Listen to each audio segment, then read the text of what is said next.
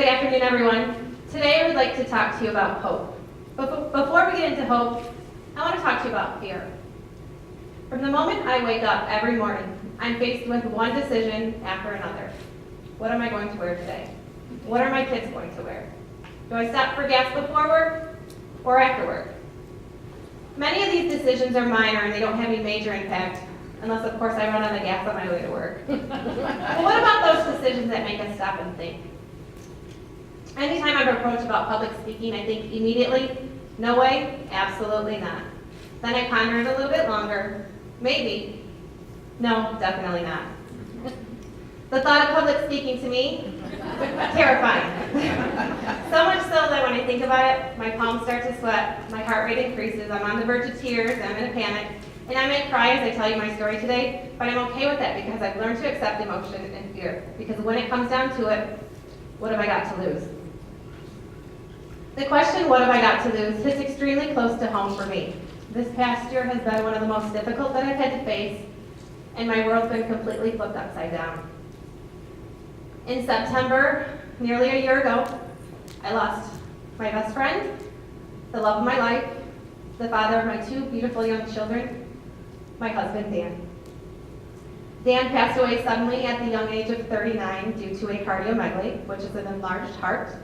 After his death, I researched cardiomegaly a little bit further and learned that stress and irregular heart rhythms can cause the heart to become enlarged.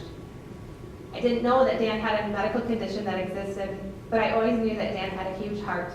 He was full of life and love, and he was an incredible husband, father, and friend.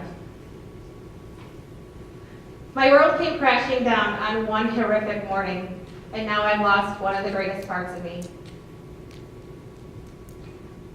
Back in July, I spoke at the Michigan Society of Association Executives, or CRO, Ignite presentation, and my fellow certified beauty professional, Nicole Tillman, encouraged me to present, and she indicated that I was the living definition of transformation, which was the CRO theme. I thought about that a little bit and what that really meant, and then it occurred to me, she was right. Here I am, raising two small children, Vincent, who is 4, Mackenzie, who just celebrated her first birthday in July. Cute. I love them. Yeah. I'm stepping into the role of head of household. I'm trying to work at least 40 hours per week, attending various gatherings, whether it be for work, church, with family and friends. I sold my house, and then I packed and moved. I'm juggling all of these things on a daily basis as a widow, a single mom, and a young professional. Sure, I have my moments like this where I want to sit and cry, curl up in a ball. I ask myself, how am I supposed to go on? How am I supposed to do this alone? And I just want to scream at the top of my lungs. This wasn't the way it was supposed to be.